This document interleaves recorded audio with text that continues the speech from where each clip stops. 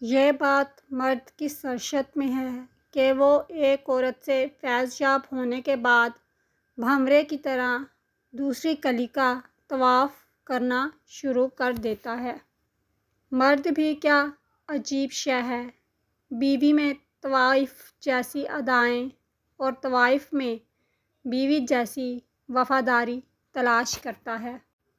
مرد نے عورت کے ساتھ ابھی تک سونا ہی سیکھا ہے، جاگنا نہیں۔ اسی لیے مرد اور عورت کا رشتہ الجھن کا شکار رہتا ہے۔ مرد چاہے کتنا ہی ہوشیار اور چالاک ہو، عورت کا کھیل اس کے لیے ہمیشہ حقیقت بنا رہتا ہے۔ دستک دینا مرد کی فطرت ہے اور دروازہ نہ کھولنا مرد کا حسن ہے۔ مرد صرف اپنی من پسند عورت کے ساتھ ہی خوش رہ سکتا ہے، سمجھوتے کے ساتھ نہیں۔ مرد کی نگاہ کے زاویے بدل جائیں تو سوئی ہوئی لڑکی جاگ اٹھتی ہے۔ مرد ہر اس عورت سے آدھی محبت کرنے لگتا ہے جو اس کی پوری بات سنتی ہے۔